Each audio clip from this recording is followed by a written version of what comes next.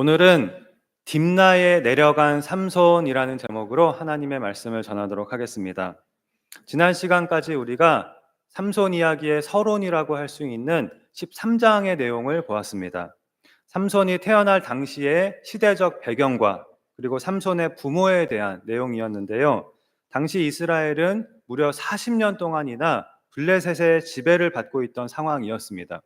그리고 이스라엘 백성들은 이러한 상황에 대해서 이제는 체념하고 블레셋의 지배를 받는 것을 어쩔 수 없는 당연한 현실로 여기고, 그래서 하나님께 부르짖지도 않고 또 어쩌면 마음을 내려놓았기 때문에 그냥 블레셋의 식민 백성으로서 평화롭게 평안하게 살아가고 있었습니다.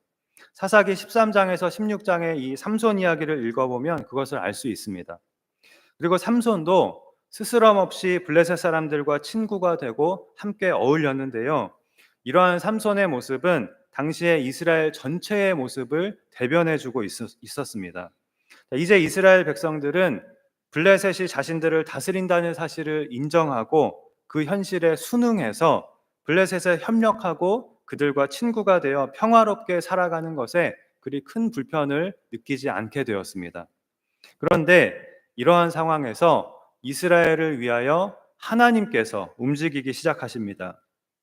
단지파의 마누아라는 사람의 가정에 천사를 보내셔서 이스라엘을 블레셋의 손에서 구원할 아들을 주겠다고 말씀하신 것입니다.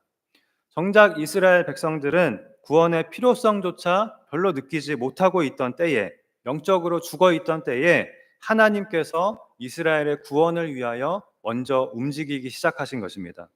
이것이 은혜인 것이지요. 우리는 영적으로 죽어서 구원의 필요성도 깨닫지 못하고 하나님을 찾지도 않는 그런 상태에 있을 때에 하나님께서 먼저 메시아 예수님을 보내겠다고 약속하시고 우리를 위하여 예수님을 보내주셨습니다. 이것이 하나님께서 우리에게 은혜로 베푸신 구원인 것입니다. 이것이 삼손 이야기를 비롯하여 사사기 전체가 보여주고 있는 핵심이라고 할 수 있습니다. 결국 하나님의 말씀대로 마노아의 아내는 아들을 낳았고 그 이름을 삼손이라고 하였습니다. 그리고 삼손이 장성하였을 때 13장 마지막 절에 보면 여호와의 영이 그를 움직이기 시작하셨다고 하였습니다. 그러나 우리의 기대와는 달리 삼손은 망나니 같이 행동한다고 말씀을 드렸는데요. 제가 결코 과장해서 그렇게 말한 것이 아닙니다. 삼손은 자신이 나시린으로 구별되고 이스라엘을 구원할 사사로 택함을 받은 그것의 진정한 의미를 깨닫지 못하고 아주 세속적이고 충동적으로 정말 철없는 망나니 같이 행동을 하기 시작합니다. 오늘 본문에서부터 바로 우리가 그것을 보게 되는데요. 오늘 본문은 삼손이 블레셋 여인을 좋아하게 되고 그 여인과 결혼하겠다고 부모에게 말하는 그런 내용입니다. 사사기의 특징은 이스라엘이나 사사들이나 모두 그들의 상태가 갈수록 내리막을 걷는 것이라고 말씀을 전해드렸는데요. 사사기의 마지막 사사 삼손은 사사기에서도 가장 형편없는, 정말 망나니라는 말이 딱 어울리는 그런 인물이라고 할 수 있습니다. 덩치만 큰 어린아이와 같이 미성숙하고 충동적이고 폭력적이고 또 이기적이고 또한 여자의 유혹에 약했던 그런 인물입니다. 그런데 하나님은 그런 삼손에게 슈퍼파워를 주시고 이스라엘을 구원할 사사로 이 삼손을 사용을 하십니다. 우리는 하나님, 아니 왜 이런 사람에게 이런 큰 능력을 주시고 왜 이런 사람을 하나님은 사사로 택하셨습니까? 이렇게 우리가 물을 수 있지만 이것이 바로 하나님께서 하시는 일입니다. 하나님은 언제나 우리의 이해와 우리의 예상을 뛰어넘는 방법으로, 그리고 정말 다양한, 다 일률적이지가 않고 정말 다양한 여러 가지 방법으로 하나님의 계획과 뜻을 이루십니다. 하나님은 언제나 우리의 생각을 뛰어넘는 놀라운 일을 행하십니다. 사실은 그래서 지금 우리가 이 자리에 있는 것입니다. 사실은 우리가 다 삼손 같은 사람들인데 하나님의 은혜로 우리 같은 사람도 이렇게 하나님을 예배하고 섬기고 있는 것입니다. 그럼 오늘 본문의 내용을 살펴보겠습니다. 1절에 삼손이 딥나에 내려가서 거기서 블레셋 사람의 딸들 중에서 한 여자를 보고라고 하였습니다. 삼손의 집은 단 지파에 속하였고 또 삼손은 소라라고 하는 곳에 살고 있었다고 하였는데요. 삼손이 딥나에 내려갔다고 하였습니다. 이 딥나는 원래는 단 지파에게 분배되었던 그런 땅이었는데 단 지파가 힘이 없어서 이 땅을 차지를 하지 못하여서 딥나가 단 지파의 땅이 되지 못하였고요. 당시에는 블레셋이 이곳을 차지하고 있었습니다. 그러니까 삼손이 블레셋 사람들이 살고 있는 그 블레셋의 딥나라고 하는 곳에 간 것입니다. 왜 갔는지는 나와 있지는 않은데요. 뒤에 나오는 내용을 보면 아마도 평소에 삼손은 블레셋 사람들을 따로 의식하지 않고 그들과 교류하고 친하게 어울려 지냈던 것 같습니다. 그러던 중 딥나라는 곳에 가서 블레셋 여인들 중에 마음에 드는 여자를 발견하게 되었습니다. 그리고 2절에 보면 집으로 돌아온 삼손은 곧바로 부모에게 그 여자와 결혼하겠다고 말합니다. 자, 이때 삼손의 부모의 심정은 어떠했을까요? 하나님께서 아이를 낳을 수 없는 마노아의 가정에 특별한 아들을 주시면서 그 아이를 나시린으로 구별하시고 이스라엘을 블레셋에서 구원할 아이라고 하셨는데, 그래서 마노아와 아내는 믿음으로 최선을 다해서 이 특별한 아이를 양육을 하였는데, 그 아이가 자라더니 이스라엘을 블레셋에서 구원하기는커녕 오히려 블레셋 여자와 결혼을 하겠다는 그런 청개구리 같은 소리를 하는 것입니다. 자, 아마 삼손의 부모는 기가 막히고 너무나 답답하고 괴로웠을 것입니다. 자, 이에 3절에 삼손의 부모는 내 형제들의 딸들 중에나 내 백성 중에 어찌 여자가 없어서 내가 할례 받지 아니한 블레셋 사람에게 가서 아내를 맞으려 하느냐라고 말하였습니다. 아마도 삼손의 부모는 이미 삼손의 고집을 꺾을 수 없다는 것을 알았던 것 같습니다. 그래서 점잖게 삼손을 타일렀습니다. 아마 평소에도 삼손은 천방지축에 막무가내였을 것입니다. 뒤에 나오는 내용을 보면 삼손은 그런 사람이었습니다.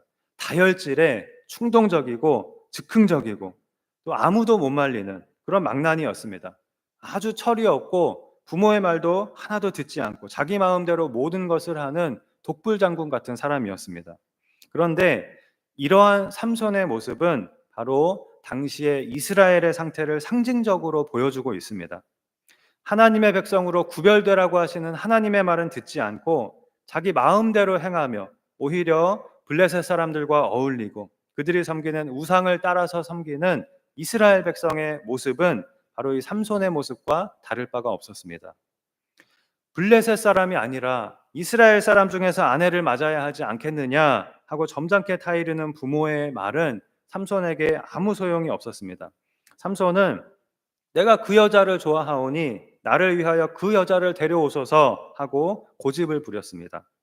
결국 부모의 만류에도 불구하고 삼손은 딥나의 그 블레셋 여인과 결혼식을 올리게 되는데요. 그것이 14장의 나머지 내용입니다. 자, 여러분, 오늘 본문의 이 일은 지금으로부터 약 3000년 전에 있었던 일이거든요. 그런데 왠지 21세기를 살아가는 우리에게도 너무나 익숙한 장면이라고 생각되지 않으십니까? 지금도 우리 주위에서 또는 우리의 가정에서 흔하게 사실은 일어나고 있는 일이잖아요. 어느 날 자식이 결혼할 사람을 데려왔는데 믿지 않는 사람과 결혼하겠다는 것입니다.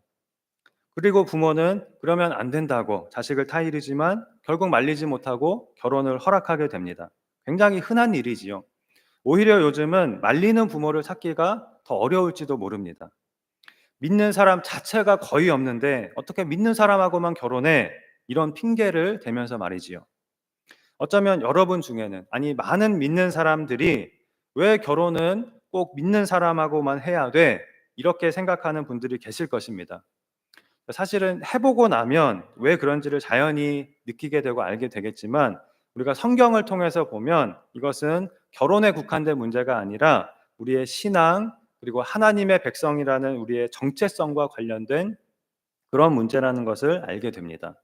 다시 3절을 보시면 삼손의 부모가 삼손을 말린 이유는 삼손이 결혼하려고 한 그 여인이 할례 받지 아니한 블레셋 사람이라는 것이었습니다. 여기서 핵심은 할례입니다. 블레셋 사람이라 안 된다. 그 나라 사람은 안 된다. 이것이 아닙니다. 핵심은 할례 받지 아니한 사람입니다. 할례는 하나님의 백성이라는 징표거든요. 왜 하나님의 백성이 아닌 사람을 아내로 맞으려 하느냐라고 삼손의 부모는 말하고 있는 것입니다. 왜 하나님의 백성이 아니면 안 될까요? 하나님의 백성이 아닌 사람과 결혼할 경우 십중팔구 하나님으로부터 멀어지고 결국에는 우상숭배로 나아가게 될 것이기 때문입니다. 하나님께서 출애굽한 이스라엘 백성에게 너희가 가나안 땅에 도착하면 그곳에 살고 있는 이방 나라의 민족들과 결혼하지 말라 이렇게 말씀하신 이유도 바로 그것이었습니다. 너희가 결국에는 그들이 섬기는 우상을 따라서 섬기게 될 것이다 라는 것이었습니다. 자, 여기서 본질은 무슨 민족이나 인종이나 나라 이런 것을 차별하는 것이 아닙니다. 하나님을 믿는 신앙, 하나님의 백성이라는 정체성을 지키는 것이 중요하다는 것입니다. 실제로 이스라엘의 가장 위대한 지도자 모세는 이방 여인인 십보라와 결혼하였지만 그것으로 하나님께서 모세를 책망하지는 않으셨습니다. 다만 위기는 있었습니다. 모세가 하나님의 부르심을 받고 애굽으로 가는 중에 무슨 이유에서인지 하나님께서 모세를 죽이려 하신 적이 있었습니다.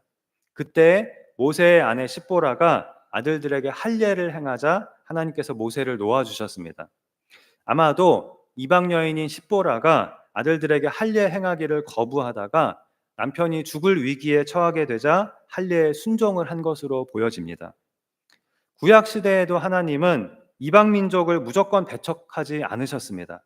어느 민족의 사람이든지 하나님의 백성이 되고자 하면 되고 싶은 사람은 할례를 받고 이스라엘 공동체에 들어올 수가 있었습니다. 다만 이스라엘 백성들이 이방 민족과 결혼을 막 하기 시작하면 걷잡을 수 없이 하나님을 떠나고 우상 숭배에 빠져갈 것을 아셨기 때문에 하나님의 백성이라는 정체성을 완전히 잃어버리고 사라질 것을 아셨기 때문에 하나님은 이방인과의 결혼을 금하신 것입니다. 그럼 신약 시대에는 어떨까요? 신약 시대에도 이 본질은 역시 변하지 않습니다. 고린도후서 6장에서 바울은 이렇게 말합니다. 너희는 믿지 않는 자와 멍에를 함께 매지 말라. 의와 불법이 어찌 함께하며 빛과 어둠이 어찌 사귀며 그리스도와 벨리알이 어찌 조화되며 믿는 자와 믿지 않는 자가 어찌 사귀며 어찌 상관하며 하나님의 성전과 우상이 어찌 일치가 되리요.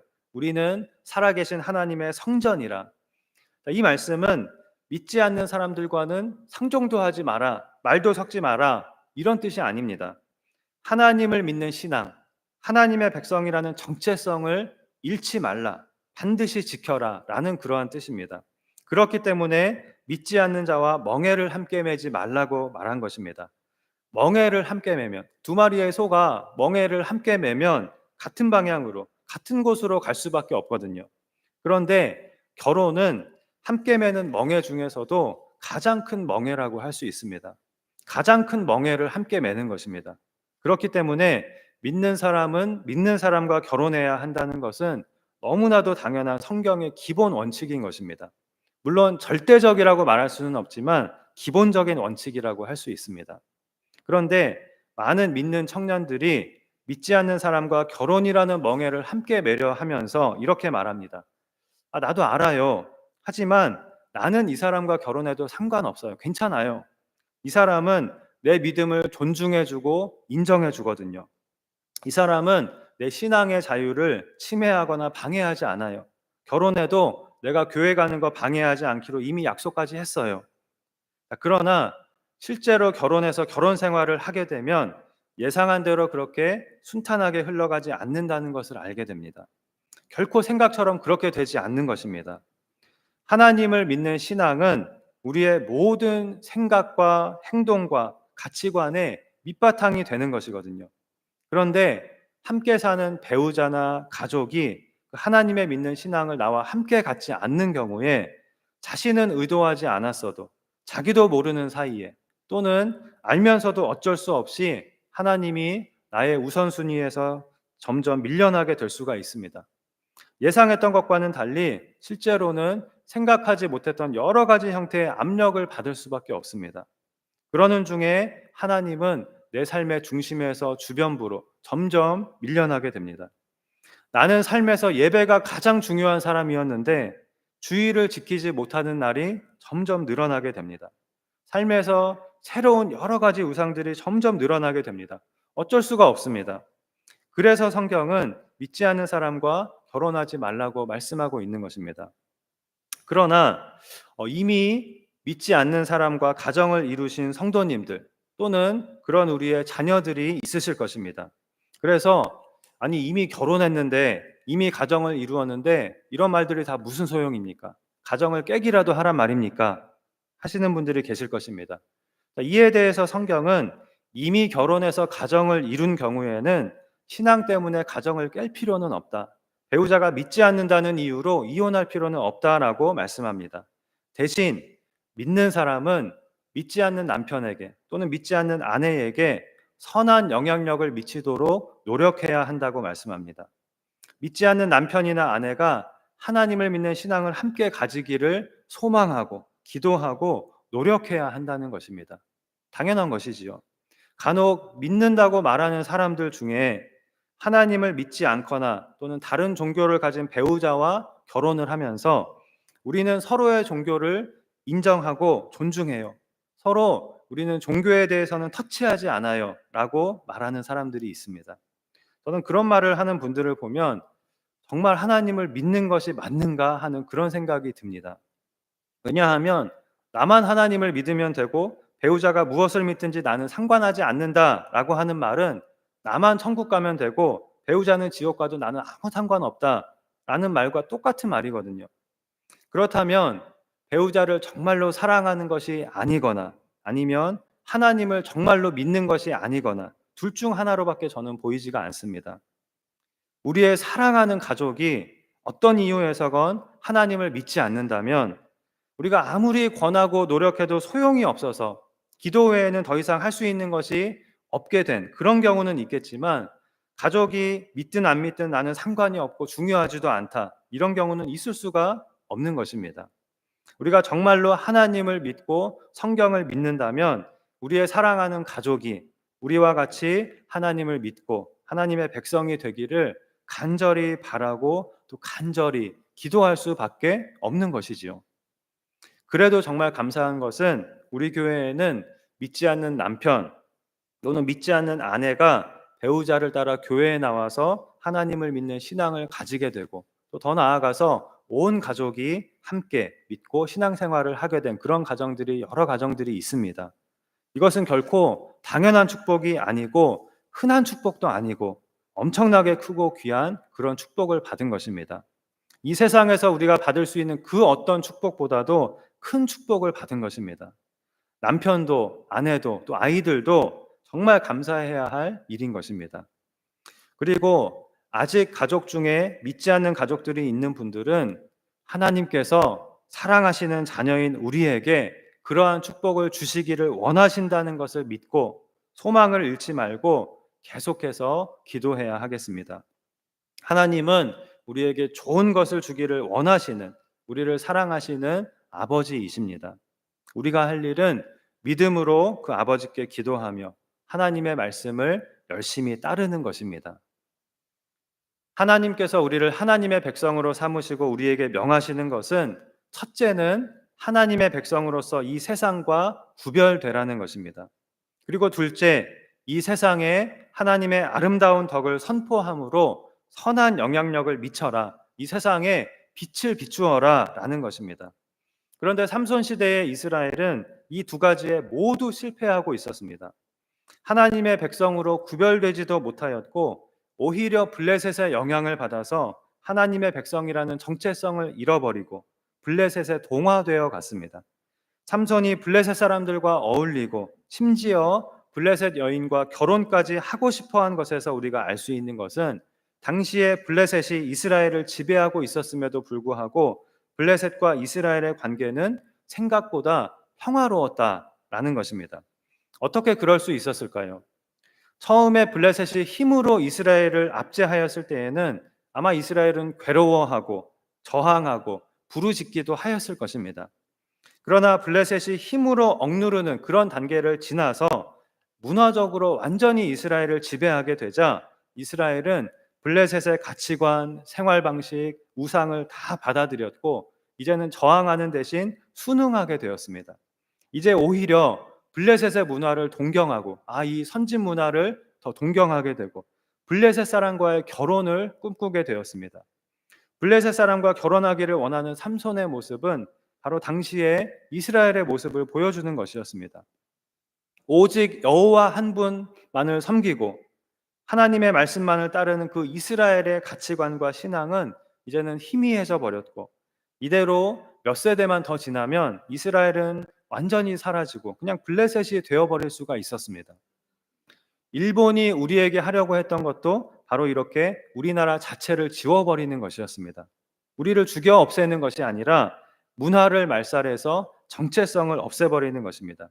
그래서 우리의 말과 글을 빼앗으려 하고 우리의 이름을 빼앗으려 하고 일본의 천황 숭배에 방해가 되는 기독교를 핍박한 것입니다. 이 일본의 문화 말살 정책이 성공했다면 지금의 우리는 없었을지도 모릅니다. 그러나 하나님께서 우리에게 광복을 주셔서 우리가 이렇게 대한민국이라는 정체성을 지킬 수 있게 된 것입니다. 그런데 이스라엘도 이렇게 하나님의 백성으로서의 정체성을 잃어가고 사라질 위기에 처했을 때 하나님께서 그것을 막으십니다. 블레셋에 동화되고 흡수되어가는 그 이스라엘을, 블레셋과의 평화로운 관계에 익숙해져가는 그 이스라엘을 블레셋과 충돌하게 하시고 대립하게 하신 것입니다. 평화를 깨뜨리신 것입니다. 바로 삼손을 통해서 그렇게 하십니다. 사실 삼손의 의도는 전혀 그런 것이 아니었지만 하나님께서 그것 모든 것을 이제 이용하셔서 그렇게 역사를 해 가십니다. 자, 오늘 본문 4절에 그때의 블레셋 사람이 이스라엘을 다스린 까닭에 삼손이 틈을 타서 블레셋 사람을 치려 함이었으나 그의 부모는 이 일이 여호와께로부터 나온 것인 줄은 알지 못하였더라라고 하였습니다. 이 4절 말씀을 우리가 잘 이해하고 오해하지 말아야 하는데요. 잘못 이해하면 마치 하나님께서 블레셋 사람을 치기 위해서 삼손을 블레셋 여인과 결혼시키신 것이다, 이렇게 생각할 수가 있거든요. 또한 삼손이 틈을 타서 블레셋 사람을 치기 위해서 그러한 목적으로 일부러 블레셋 여인과 결혼하려 했다, 블레셋 여인에게 접근했다, 이렇게 말하는 것처럼 들릴 수가 있는데요. 삼손에게는 그런 목적이 없었습니다. 삼손 이야기 어디를 보아도 그러한 목적을 찾아볼 수가 없습니다. 삼손은 단지 생각 없이 행동하고 충동적으로 행동하고 여자에 굉장히 약했던 그런 사람이었습니다. 삼손이 틈을 타서 블레셋 사람을 치기 위해서 계획적으로 블레셋 여인에게 접근한 것이 아닙니다. 실제로 이 4절의 원문을 보면 삼손이라고 하는 단어가 나오지 않습니다. 삼손이라는 말이 나오지 않고 그가 틈을 타서 블레셋 사람을 치려 함이었으나 이렇게 되어 있거든요. 자, 이것을 우리가 보고 있는 이 성경이 삼손이라고 이렇게 번역을 한 것인데요. 사실은 여기서 그는 뒤에 나오는 여호와를 가리킵니다. 그래서 우리가 보는 이 개역 개정판이 아닌 쉬운 성경이나 표준 세번역 같은 다른 나머지 한글 성경들은 삼손이 아니라 다 여호와로 이렇게 번역을 하고 있고요. 또 영어 성경 역시 이곳을 삼손이 아니라 여호와로 그렇게 번역을 하고 있습니다. 여호와께서 틈을 타서 블레셋을 치려 하셨고 또 이 일이 여호와께로부터 나왔다라는 것입니다. 그런데 이 말은 하나님께서 블레셋 사람을 치기 위해서 삼손이 블레셋 여인과 결혼하게 하셨다, 이런 뜻이 아닙니다. 삼손이 블레셋 여인과 결혼을 하려 한 것은 분명 자신의 정체성과 사명을 망각한 잘못된 행동이었고 하나님의 말씀을 어기는 죄였습니다. 그러한 삼손의 잘못된 행동이 하나님께로부터 나온 것이라는 그런 뜻이 아닙니다. 삼손은 스스로 많은 죄를 짓게 되는데요. 그것은 하나님이 죄 지으라고 지시하신 것이 아니었고 하나님께서 그러한 마음을 주셔서 삼손을 이용하신 것도 아니었습니다. 4절 말씀은 이스라엘을 블레셋의 손에서 구원하시려는 계획이 하나님으로부터 나왔다는 뜻이지 삼손의 죄를 옹호하고 있는 것이 아닙니다. 오히려 삼손은 자꾸 죄를 범하고 자꾸 그릇된 길로 갔지만 하나님은 그 모든 것을 계속 사용하셔서 하나님의 뜻을 이루어 가셨습니다. 하나님께서 하신 일은 삼손의 단점들, 삼손의 부족한 점들, 예를 들면 여자에 약하고 단순 무식하고 다혈질에 충동적이고 블레셋 사람들과 친하게 지내는 이러한 점들을 사용하셔서 삼손과 블레셋 사람들이 계속해서 충돌하게 하시고 원수가 되게 하신 것입니다. 하나님의 목적은 하나님의 백성으로서의 정체성을 잃어가고 블레셋과 평화로운 관계 속에서 블레셋에 동화되어 가는 그 이스라엘을, 블레셋에 흡수되어 가는 그 이스라엘을 블레셋과 서로 원수가 되게 하여서 둘 사이를 떼어놓는 것이 하나님의 계획이었습니다. 이스라엘이 하나님의 백성으로 구별되게 하기 위해서였습니다. 이것이 앞으로 우리가 보게 될 바로 삼손 이야기입니다. 삼손 이야기가 보여주고 있는 것은 삼손이 끊임없이 죄를 짓고 그릇된 길로 간 것과 같이 이스라엘이 죄를 짓고 하나님을 떠났음에도 불구하고 신실하신 하나님은 언약을 기억하시고 자기 백성을 버리지 않으셨다는 것입니다. 하나님의 백성이라는 정체성을 잃어버리고 블레셋에 동화되어가는 그 이스라엘을 살리기 위해서 하나님은 강제로 이 블레셋과의 평화를 깨뜨리심으로써 이스라엘을 블레셋으로부터 분리시키십니다. 이것이 삼손 이야기입니다. 구약 시대에 하나님께서 이스라엘을 하나님의 백성으로 삼으시고 그들에게 한결같이 명하신 것은 가나안 민족들과 하나님을 믿지 않는 이방 민족들과 구별되라는 것이었습니다. 신약 시대에도 마찬가지입니다.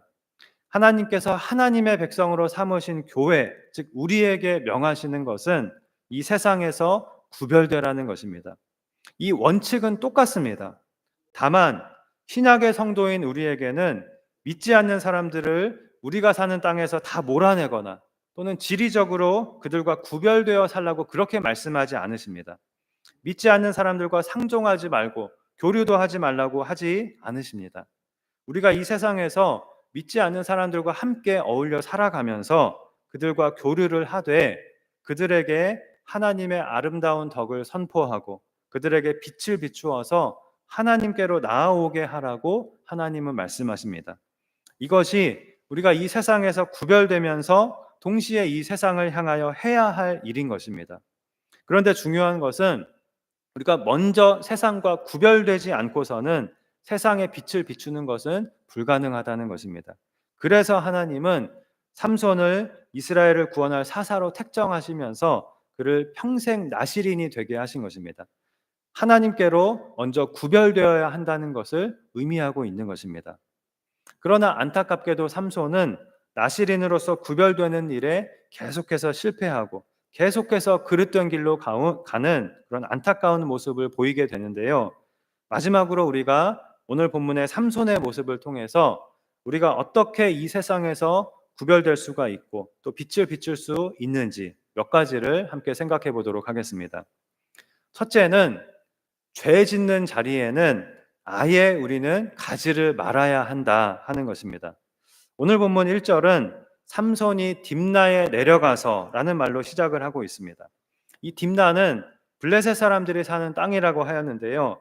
삼손이 살고 있는 소라보다 남쪽에 있었기 때문에 내려가서라는 이런 표현을 사용하기도 하였지만 성경에서 그냥 가서라고 하지 않고 내려가서라고 표현을 하는 경우에는 그 사람의 영적인 상태가 내려가고 있는 것을 암시하고 있는 경우가 많습니다. 삼손이 딥나에 내려간 것 자체가 불길한 일이 일어날 것을 예고하고 있다고 할 수 있습니다. 삼손이 나시린에 머물어서 그릇된 길로 가게 된 원인 가운데 하나는 바로 블레셋 사람들과 어울렸던 것입니다. 블레셋은 당시에 이스라엘을 압제하던 나라였고 우상을 섬기는 나라였습니다.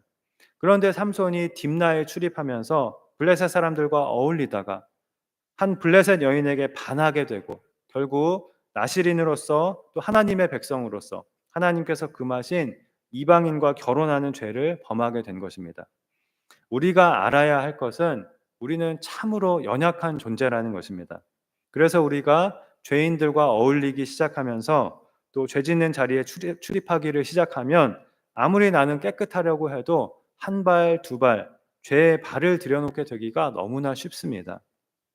시편 1편 1절은 이렇게 죄를 짓게 되는 과정을 아주 실감나게 표현을 하고 있는데요.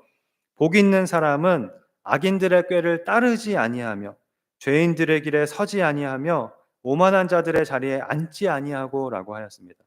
처음에는 악인들의 꾀를 따르는 것이고 다음에는 죄인들의 길에 서는 것이고 마지막으로 오만한 자들의 자리에 앉는 것입니다. 말하자면 처음에는 따르면서 기웃거리는 그런 수준이다가 그 다음에는 멈추어 서서 합류하게 되고 그 다음에는 아예 자리를 잡고 함께 앉아서 그들과 함께 죄를 짓게 된다는 것입니다. 이것이 사람이 죄를 짓게 되는 과정입니다. 그렇기 때문에 우리가 기억해야 할 것은 악은 어떤 모양이라도 버리라고 한 그 말씀처럼 우리는 죄 짓는 자리에는 아예 가지도 말고 갈 생각도 하지 말아야 한다 하는 것입니다. 우리는 그만큼 연약한 존재이기 때문입니다. 다음으로 두 번째는 하나님께서 허락하시지 않은 것에는 아예 관심을 갖지 말자 하는 것입니다. 1절에 보면 딥나에 내려간 삼손은 거기서 블레셋 사람의 딸들 중에서 한 여자를 보고라고 하였습니다. 딥나에 출입하던 삼손은 하나님께서 허락하지 않으신 것을 바라보게 되었습니다. 그리고 그 블레셋 여자를 좋아하게 되었습니다. 우리가 기억해야 할 것은 하나님께서 허락하지 않으신 것에는 우리는 관심도 갖지 말고 쳐다보지도 말아야 한다는 것입니다. 우리가 하나님이 허락하지 않으신 것에 관심을 가지고 그것을 바라보게 되면 우리 속에 있는 탐욕이 고개를 들고 결국 유혹에 넘어가게 될 수 있기 때문입니다. 에덴 동산에서 하와는 사탄의 유혹을 따라 하나님께서 금하신 선악과를 바라보았습니다. 그리고 하와가 선악과를 바라볼 때에 그것이 먹음직도 하고 보암직도 하고 지혜롭게 할 만큼 탐스럽기도 하였다라고 하였습니다. 쳐다보고 관심을 갖게 되자 욕심이 생기게 된 것입니다. 그러다가 결국은 유혹에 넘어가서 하나님께서 금하신 선악과를 먹는 죄를 범하고 말았습니다. 우리는 연약한 존재라고 하였습니다. 그래서 우리는 우리가 보는 것의 영향을 굉장히 많이 받게 됩니다. 그래서 죄의 자리에는 아예 가지 않는 것이 중요하고 또 하나님께서 허락하지 않으신 것, 하나님이 기뻐하시지 않는 것에는 관심조차 갖지 말고 그것들을 바라보지도 않는 것이 참 중요한 것입니다. 이것을 우리는 오늘 본문에서 꼭 기억해야 하겠습니다. 마지막 세 번째는 하나님의 말씀을 따르고자 하는 결단, 죄를 끊어내고자 하는 결단이 우리에게 있어야 한다는 것입니다. 잘못된 곳에 출입하고 보지 말아야 할 것을 바라본 삼손은 죄의 유혹을 이기지 못하고 결국 잘못된 결단을 내리게 됩니다. 블레셋 여인을 자신의 아내로 삼기로 결정한 것입니다. 삼손의 부모는 그 여자는 할례받지 않은 백성이니 안 된다라고 말렸지만 3절에 보면 삼손은 이렇게 대답합니다. 내가 그 여자를 좋아하오니 나를 위하여 그 여자를 데려오소서. 나실인이고 뭐고 하나님의 백성이고 뭐고 내가 좋을 대로 하겠다는 것입니다. 이 삼손의 말은 삼손만이 아니라 당시의 이스라엘 전체의 영적인 상태를 반영해주고 있는데요. 모두가 자기 소견에 옳은 대로 행하고 있었던 것입니다. 옳고 그름의 기준은 하나님의 말씀이 아니라 자기 소견이었습니다. 하나님을 위하여가 아니라 나를 위하여, 이것이 기준이었습니다. 이것이 삼손이 그리고 이스라엘이 잘못된 길로 가게 된 원인이었습니다. 성경은 우리가 나를 위하여 살아가는 존재가 아니라 먹든지 마시든지 무엇을 하든지 하나님의 영광을 위하여 하는 존재라고 말씀합니다. 나를 위하여가 아니라 하나님의 영광을 위하여 살 때 그것이 진정으로 나를 위한 길이 되고 참된 행복을 누리는 길이 된다고 성경은 말씀합니다. 죄는 항상 우리 곁에 도사리고 있습니다. 때로는 우리가 잘못된 장소에 있게 되고 보지 말아야 할 것을 바라보게 될 때가 있습니다. 그래서 죄의 유혹을 받게 될 때가 있습니다. 그럴 때 우리에게 필요한 것은 하나님의 말씀을 따르고자 하는 결단, 하나님의 말씀을 따름으로 죄를 끊어내고자 하는 결단입니다. 우리는 연약하지만 우리에게는 성령님이 또한 내주하고 계십니다. 그 성령님의 도우심에 힘입어 우리는 승리할 수 있는 것입니다. 우리가 늘 기억해야 할 것은 우리는 하나님의 영광을 위하여 살도록 부르심을 받았다는 것입니다. 그런데 우리가 알아야 할 것은 우리가 하나님을 위하여 산다고 해서 그것이 나를 위하여 살지 않는 것은 아니라는 것입니다. 우리가 진정으로 하나님을 위하여 살 때 그것이 진정으로 나를 위한 삶이 되는 것입니다. 그리고 우리가 하나님을 위하여 살 때 하나님을 위하여 사는 것이 나의 뜻이 되고 나의 소망이 되고 나의 기쁨이 되는 그러한 기적이 일어나게 되는 것입니다. 성경이 삼손을 통해서 우리에게 보여주고 있듯이 하나님은 우리의 어리석음과 잘못에도 불구하고 하나님의 뜻과 계획을 이루어 가시고 우리의 부족한 모습 그대로 우리를 사용해 주시기도 하십니다. 그러나 항상 우리가 기억하고 힘쓸 일은 우리는 이 세상에서 하나님의 백성으로 구별되어야 하며 또 이 세상에 빛을 비추어야 한다는 것입니다. 그러기 위해서 우리는 하나님을 위하여 사는 것을, 하나님을 기쁘시게 하는 것을 우리의 목적으로 삼고 오직 하나님의 말씀을 따르며 죄를 이기는 성화의 삶에 힘써야 하겠습니다. 그럼으로써 이 세상에서 참으로 복 있는 사람으로서 복되고 행복한 삶을 살아가며 하나님의 선하신 뜻과 계획이 우리의 가정에 이루어지며 또한 우리를 통하여 이 세상에 이루어지는 그런 귀한 축복이 우리 모두에게 있게 되기를 주님의 이름으로 축원합니다. 기도하시겠습니다. 하나님 아버지, 우리를 이 세상 가운데에서 구별하여 하나님의 백성으로 불러주시고 이 세상에 하나님의 빛을 비추는 귀한 사명을 주신 것을 감사합니다. 이 빛의 사명을 감당하기 위해서는 먼저 우리가 세상과 구별되어야 한다고 하였사오니 이 세상에서 우리가 죄 짓는 자리에는 가지도 말고 하나님께서 허락하지 않으신 것은 쳐다보지도 말고 오직 하나님의 말씀만을 따름으로 복 있는 하나님의 백성으로 구별된 삶을 살아가는 우리가 되게 하여 주시옵소서. 특별히 우리 모든 가정이 온 가족이 함께 하나님을 믿고 섬기는 가장 큰 복을 다 받게 하여 주시고 하나님을 위하여 사는 것이 우리가 기뻐하는 나의 뜻과 나의 소망이 되어서 참된 복과 참된 행복을 누리며 살아가는 우리 모두가 되도록 축복하여 주시옵소서. 믿사오며 예수님의 이름으로 기도하옵나이다. 아멘.